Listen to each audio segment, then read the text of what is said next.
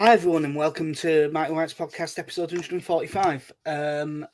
It's a bit of a weird one to do this because we're so close to kick off that I can barely function due to being so nervous.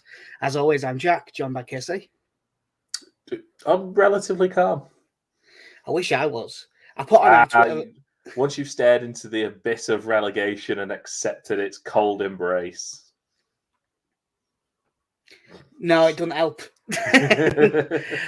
No, I was saying, I put on our Twitter earlier that like a lot of games recently, I haven't been nervous, or at least if I have been, it's sort of not kicked in until around the team news coming out. This one, I've been shitting myself since Tuesday. I don't know why. I mean, I am scared of some of Villa's players, but it's more than that. I think it's just that I know that these two games, Thursday, Sunday, are everything. I think if we fuck up these two games, I think we're dead. I'm scared. I'm scared of some of Villa's players. I'm petrified of Philippe Coutinho. Yeah. Well, we'll come on to Villa. We got started with the Jesse Marsh era, which just feels weird. Note against him, it does just feel weird. A 1-0 defeat to Leicester. One of them weird games, because I think if we'd have had this exact game 3 months ago, we'd have come out of it relatively happy. But we're beyond the point where good performance and you get a bit unlucky counts for anything. It's all about results now. It was the 4-2-2 that is his main formation. I thought that it might be 3-4-3 given our squad, but now he's gone straight into a back four. Ayling played at centre back, Dallas right back, Cock in centre midfield, Harrison and Rafinha on the wings, Rodrigo and James up top. But the front four was quite fluid. They swapped around a bit. So the first question I've got for you, obviously I've said we've got beyond the point, but can we take any comfort in the performance? I think so. When you've conceded 14 goals in 3 games, the success of it taking Leicester that long to score against us, we defensively we looked like a normal team. We were relatively well organised. Everyone seemed to be in areas of the field they should be. Stuart Dallas looked like he'd never played right back before for some reason. But apart from that, I thought we actually looked all right. I think that's a bit harsh on Dallas, although he was very poor on the goal. But it wasn't his best performance by any stretch. But yeah, what specifically was it that you liked about the way we played in this, other than just getting rid of the heart attack that is man marking? Because man marking's great in theory, but it's terrifying. It did feel like when we regained possession, like we got that energy back for counter attacking. Not that we did it as effectively as we did at our peak, but it seemed like the players seemed to have that extra spring in the steps, so that when we won possession, the wingers were getting forward quickly, and we did quite often fall into almost a 4-2-4 at times. I thought the centre midfield worked very well. I thought Cock and Click worked in as much as it allowed Click just a lot more freedom. And now that he doesn't have to track runners either, I think it makes his life a lot easier. Yeah. I must admit, the counter-attacking was one of the things I took away. Like, you look at the chances we had. James chance early on, the Rodrigo one that he blazed over, which should have been a better chance for Harrison, but it was a bad pass. Harrison's one going across the keeper. I think all of those were basically caused by winning the ball high up and breaking quickly. The big Rafinha chance was the one where we played his way through the whole way, like that, and got Firpo in down the left. But that really did make a difference, and that's one of the things that it gives it. I think that's the big difference with having the second body up front. It just means if we do win it, there is someone there, because there was a lot of times when James has been on his own up top, where he's put on some really good pressure and forced them into just like a clearance that goes to one of our players. But because James has already chased down the ball, there's then no one to hit. And now there is an extra player there. And that seems to have made a real difference. Yeah, I think overall, the style of our pressing really does suit players like Click and like Rodrigo more, who I don't think are players that are designed or capable of really tracking men for long periods of time, and especially when you're doing it man to man, and if you're Rodrigo, who at times, let's say, can be a little lackadaisical when it comes to following his man. I think this does take the pressure off him now that all of a sudden there's not going to be a gaping hole there because everyone else is following their man. So as much as I do still think it can work, because I have seen it work, it's almost a case of it can work, but it feels unnecessary now. Yeah, Rodrigo did. It's been a bit of Rodrigo's one of the weird ones who's had a lot of mixed reviews after the game. I thought that it was pretty good, with the exception of his final action. You know, again, I've mentioned it, that ball pass to Harrison, the skied shot. But I thought he got into good positions. And when he wasn't going after a specific man, I thought his pressing was much better. And probably because he had help. It wasn't like, right, you are this man, you are playing off the front. So your job is Wilfred Ndidi, who is quicker than you and quite strong. Smarter. So he'd have just probably turned away from him. Whereas with this, it was, we've got pressure, so now you can push on to, you can chase after the centre-back, you can go on to the full-back, but you can just make sure you get some pressure on the ball, and he seemed a lot better at that. The goal that they got, which was basically was that their only proper chance? They had a couple of chances. I think there's the one from, is there a header that Meslier spills briefly and then dives back on? Yeah, I forgot about that. That was actually probably a better chance than the goal. Come to think of it. Yeah. But yeah, I thought for the players they have, and I know obviously they're still missing a couple of players. Vardy was back in this one, although he's injured again now. He did cause us a lot of trouble with his runs in behind. Like, yeah, that run behind, and obviously he gets strike, but I say he gets strike, but strike doesn't challenge him. He just, the problem is once he's away, you're then too close to him. Yeah, it's almost like you've got to try and go back inside and. Yeah, luckily Ayling covered well, because obviously if Ayling isn't covering well, that's a red card. Yeah. But Ayling did cover well, so it was fine. And the one that caught him, so bringing him down, even if he didn't mean to, was the right thing to do. But their goal, there was a few things from a Leeds perspective that were really annoying. Like, we had the ball at their end, and that was, it started, the ball went in, and Rafinha, instead of being on his toes, just is stood complaining about the ball not coming across and doesn't chase back. Now, it's not like Bielsa, it isn't quote-unquote his man, so he doesn't absolutely have to chase back in the same way. But he should have got back. I think Robin Cox stepped out a bit early and didn't get there. That didn't help. But then when they got into the box, I know he's 2 against 1, but Stuart Dallas either has to stay miles away or go to the ball, and he sort of does neither. Yeah, he finds himself in no man's land, doesn't he?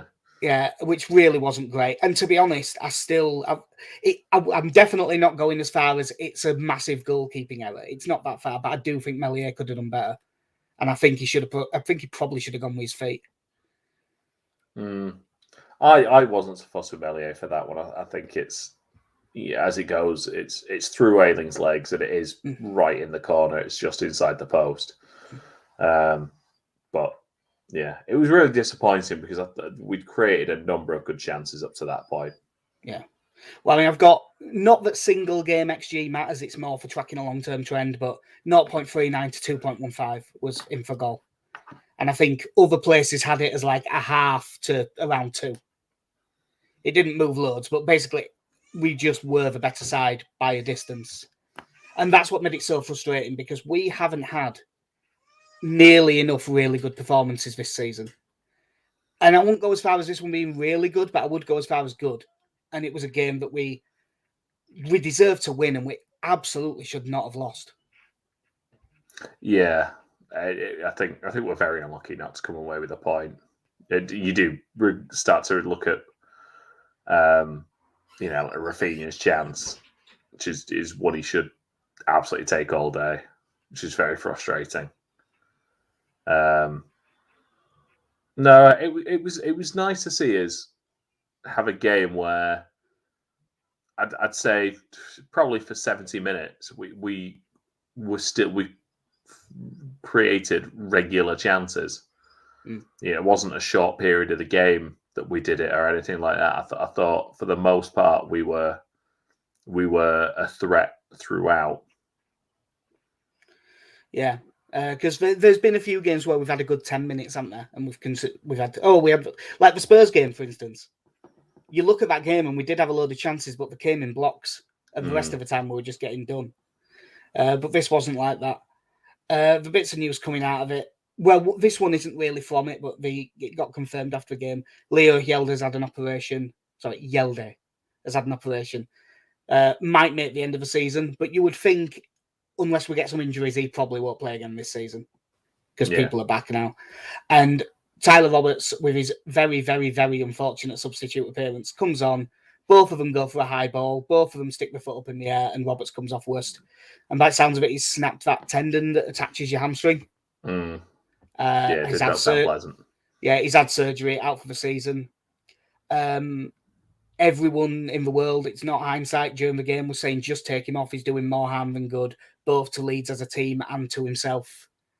I don't know why we didn't take him off. He probably would have been out for this long anyway. But Jesse Marsch did come out in the press conference and say he was determined to stay on the pitch. So if people weren't complaining about him on Twitter all year, he'd have gone off. Yeah. Should Leeds have, even if it was Roberts saying, no, I need to stay on, we can't play with 10, should Leeds have said, get off the fucking field? Yeah, I understand trying to play through an injury, but he could barely move. No, it was more of a problem than... There was that point when he gets the ball and he just sort of flimsily kicks it away. I can't call it a pass. He just, I think it just come on, just go. Yeah, it's not like say village cricket. I appreciate the effort, and if he was there thinking I'll give it a couple of minutes and see, fine. But yeah, he was struggling to walk. I'm pretty sure he knew immediately. Like he was knackered straight away, and it's a shame for him because you never want to see someone injured. In terms of how it affects his chances for the rest of the season, I don't think it does. If I'm being honest, he isn't. I'm not nearly as down on Roberts as a lot of people is, but that doesn't mean I'm up on him either. I just think he's a squad player, and that's just that. Medium. Yeah, he's just as MJF would say, mid. But yeah, it's a shame for someone's season to end like that. So coming out of that game, I was terrified because it was the early kickoff, but everyone else did get beat, which, you don't want to be relying on everyone else, but if everyone else could keep losing all the time, that would make me feel better. I think that the one of them that's probably worth briefly mentioning is how bad Everton were.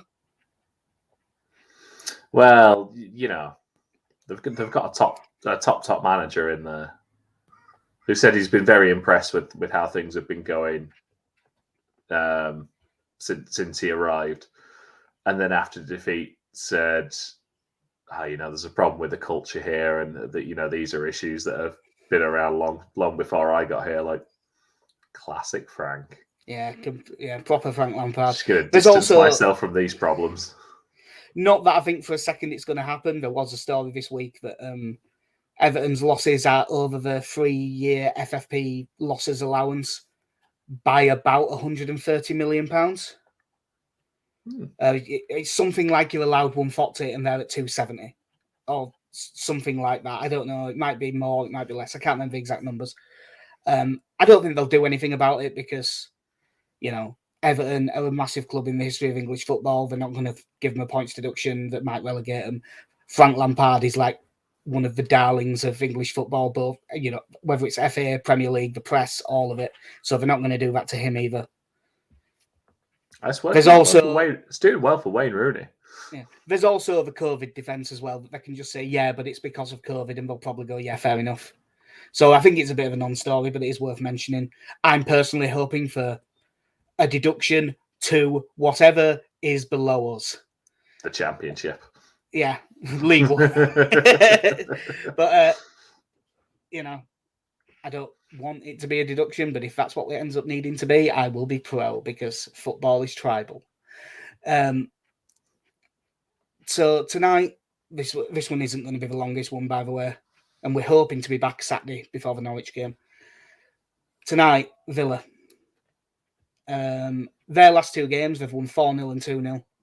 And they've played like a 4-4-2 diamond, basically, with Louise at the base, Coutinho at the top, Ramsey and McGinn, which is pretty good midfield, to be fair. Yeah, they've finally started trying to incorporate,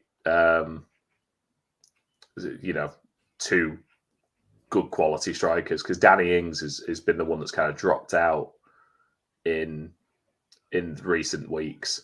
And then the last couple of weeks I thought, let's see how it goes if we play him and Watkins together. And it's worked. Yeah, and they've also been willing to go, this Coutinho and Buendia thing isn't working. Let's just play one of them. And in current form... Sorry, Emmy. Yeah, in current form, hardlines Emiliano. Yeah, you've been good, and you were good for Norwich, but look at this lad. This lad's really good.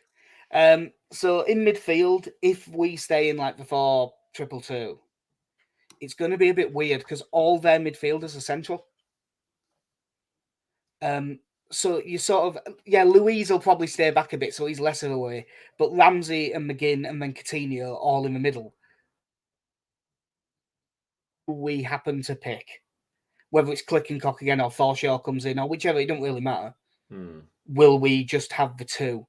It makes me wonder if Leeds might go into a diamond themselves and have one with two in front, so they can have someone sort of on Coutinho and then two more. Not actually man marking, but just two, just so we've got an even number of bodies. And then, as much as I don't really want him there, I was going to say maybe it'd have to be Rafinha at 10 because you want him in the side. But maybe Rafinha ends up... If it is a pressing 3 in the way we had a pressing 4, if you had Rodrigo, James and Rafinha, they'd probably all end up playing as the 10 at various points because they kept swapping over, didn't they, in the last game? It's not ideal, but I'm very scared of the matchup if we don't change. Because in the last game, their last game was 4-0 against Southampton, who were playing a 4-2-2. And Coutinho just kept getting into space in between the lines, getting forward, dropping in deep, picking up the ball. And he just absolutely rinsed them. If he'd have been able to finish, he'd have scored for himself. So if we play a 4-2-2, I'm terrified. Yeah, can't finish. Very bad player. Very bad. Yeah. Hell of a reference there, Casey. Thank you.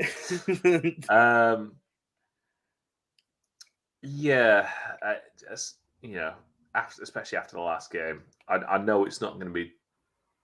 It's almost going to be the opposite, as opposed to at Villa Park when it was players getting dragged around the pitch to create the space. It's almost now the concern that they, in their natural positions now, that they're going to be leaving too much space. Yeah. I don't know if you counter that by playing like a 4-1-4-1. And you have Koch there as the holding mid who sort of occupies that space.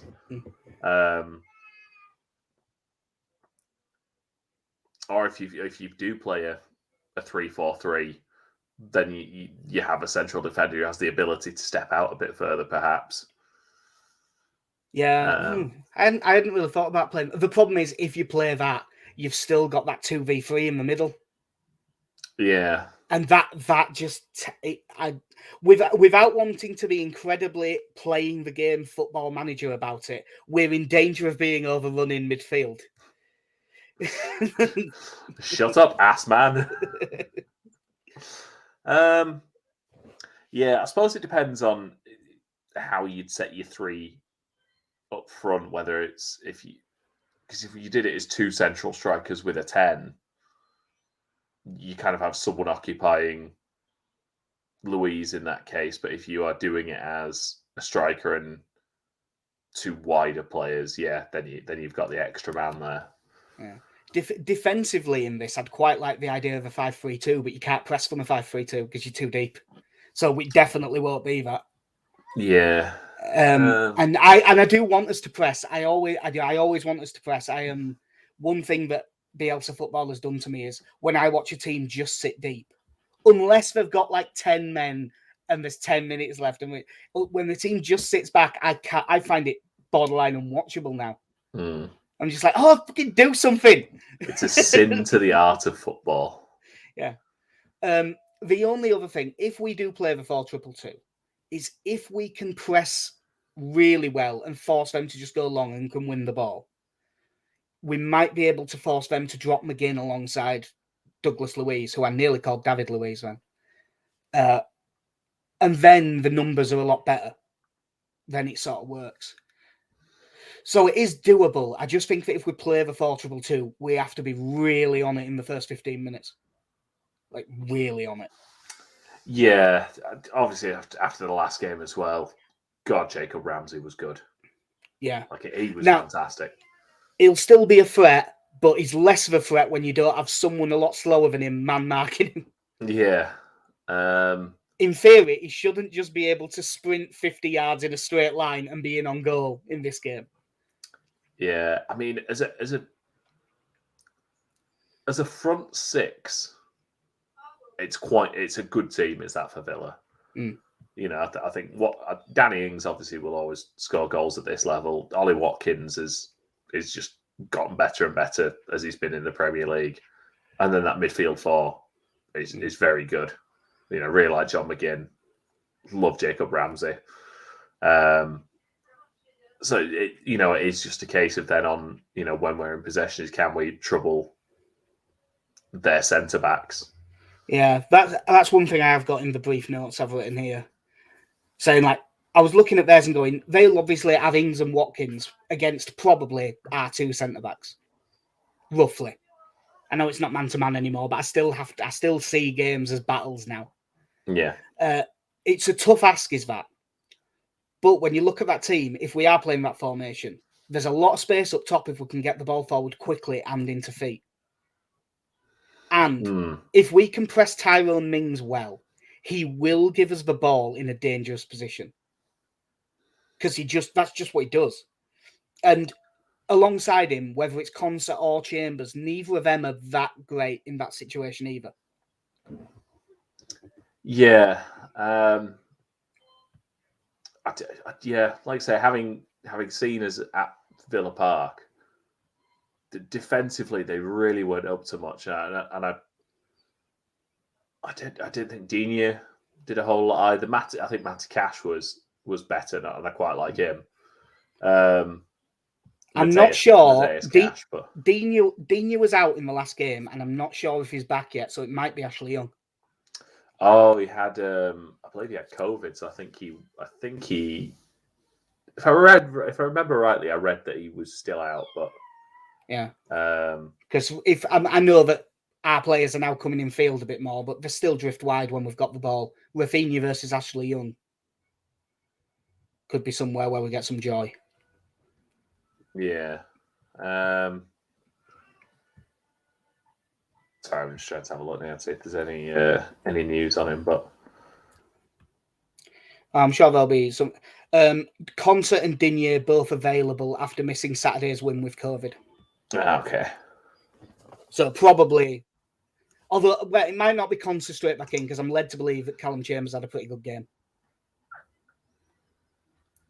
So yeah, it's a game that is very much dependent on us. One, defending better than we did last time at Villa Park, which we should do. We should do. We should, in theory. But no, like the fact that we scored essentially from a set piece there. Yeah.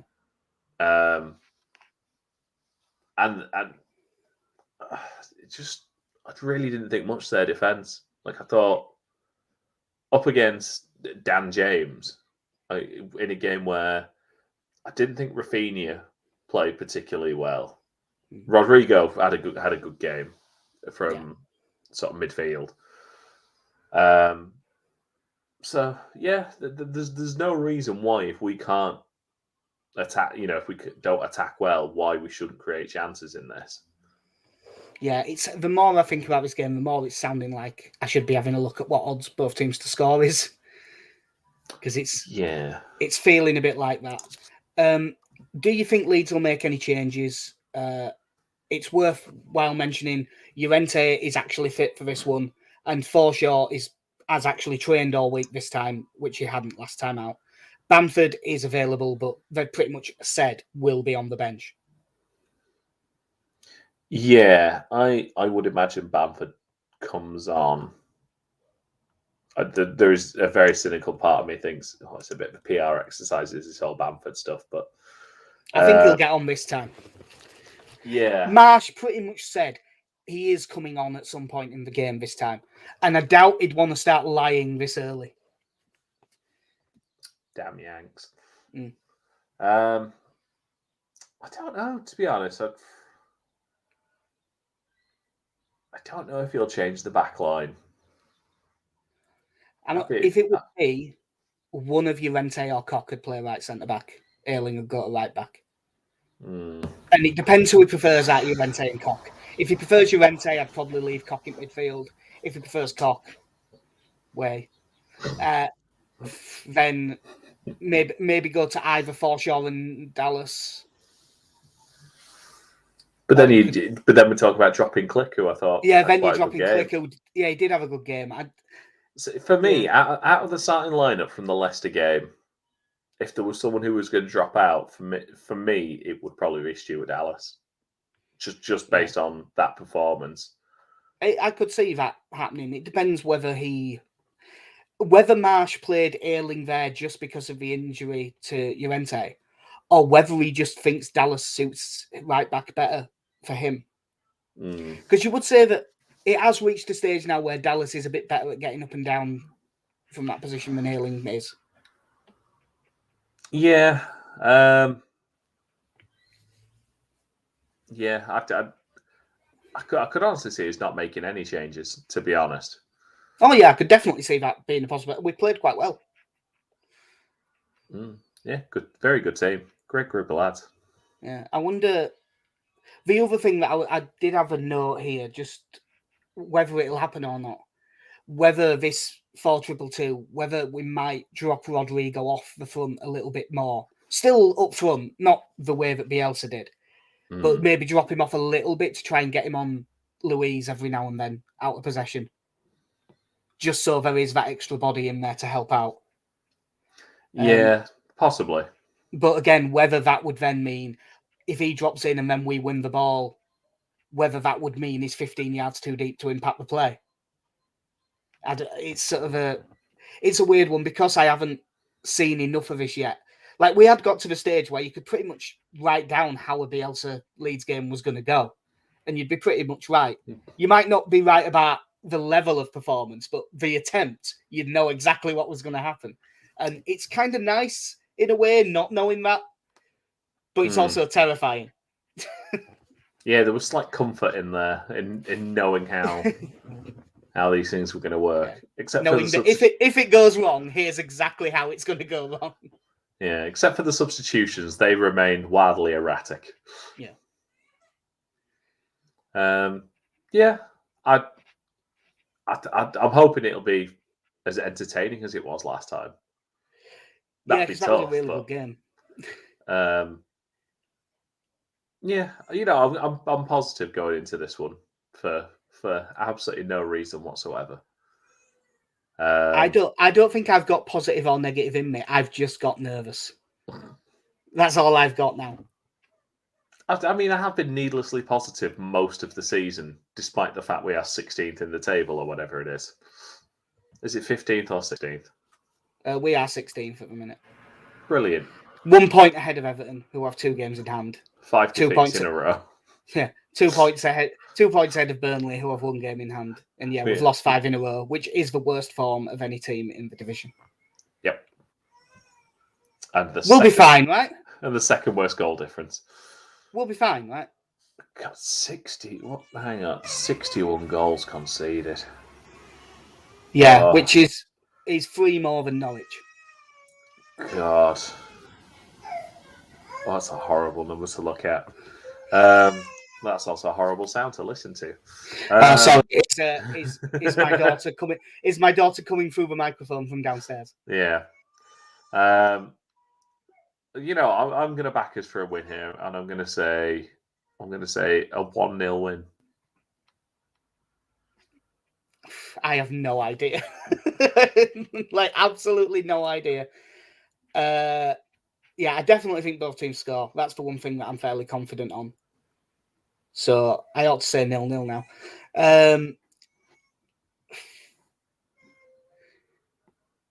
I'm going to say 2-2. I think a defensive masterclass compared to the last game. I think that the minimum from these 2 games, the minimum we have to get is 4 points.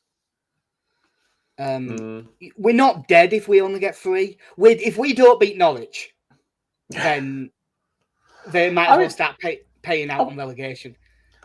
I will say that these next 5 games, Villa, Norwich, Wolves, Southampton, Watford. Yeah, like that. That's a kind run. It's a nice run. Chelsea, Palace, City, Arsenal. After that, not so much. Yeah. But yeah, it's 5 games in a row. You know, if you can get 9 points out of that, I wouldn't be. Which I'm assuming that this run of fixtures is why they chose to change it when they did. Because I think they just didn't back us to get any points the way it was going. And they knew these 5 games are probably the key. If we do well in these 5 games, we're probably fine. And if we don't, we're probably down. Yeah. So hopefully we can get something. That would normally be the end, but we have reached this stage of the season. Tonight, Norwich are at home to Chelsea. Chelsea might be a bit distracted. Yeah. I'm not going to go into the minutiae of should. I mean, there obviously should be sanctions, but whether it should affect a football club in this way and, what about the fans, etc. Just, it's... Like, Chelsea need to know that the important thing is that this can't distract them from the task at hand, and that's putting about 8 past Norwich. Yeah, ideally. I did someone say, "Can you put this for me in lay terms, please?" It was like, "Yeah, you can't sell Lukaku now." Yeah. Cheers. It's an odd one. I also saw someone on Twitter saying that you could buy tickets for Leeds' under-23 game away at Chelsea, and I'm not sure you can. Yeah, you can't buy Chelsea merchandise anymore. No, it's a weird one. From official club outlets, anyway, you can still... But I assume you could still get one from Sports Direct or whatever. Probably. I assume probably. So, I assume they're bought directly from the manufacturer. Yeah, they will have already bought that stock. Hmm. So that money's already gone to Chelsea before the sanction kicked in. But you might not be able to buy any more. Because the licensing money would still go. Ooh, it's a very good point. Yeah. It's a very good point for a totally different podcast. Yeah, it's in the same way that season ticket holders can still go because they've already got the money for that, but you can't sell any new tickets. I think over the next few weeks you're going to see Stamford Bridge slightly emptier with each passing game now because, again, if you have a ticket, you can go. Yeah. But yeah, no more match day, no more ticket sales. But all of that stuff aside, even with all the distractions, surely Chelsea is still going to beat Norwich. You'd hope so.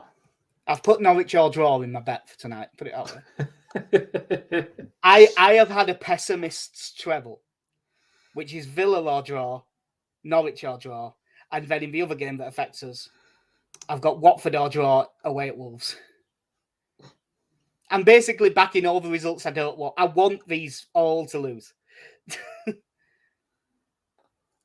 It's very Watford odd. away to Wolves is a tougher one to call, but you'd like Wolves have only there's quite low scoring. Like they've played 27 games, scored 24, conceded 23. Wolves they really do keep it tight. Watford don't defend well, but they have got some good attackers. However, Wolves are one of the teams better set up to deal with that. So I would have to fancy Wolves. And it's not like Wolves have got nothing to play for either. They're 8th. They are 5 points off Spurs, but that's not It's certainly possible to catch them, and especially with how wild and inconsistent Spurs have been. I was just looking through the Premier League fixtures. So last weekend was match day 28. Today's fixtures include match day 19, match day 20, match day 21, and match day 30. Yeah. It's been a bit of an odd season. Yep. Oh, and next week we get match day 16 with Brighton versus Tottenham. Obviously, it doesn't go in as predictions thing, but I've got a feeling that Watford are going to nab a point here. They were quite good against Arsenal. I know they got beat, but I watched that game and Watford were pretty good. You just try to make yourself upset now. Before it's even happened.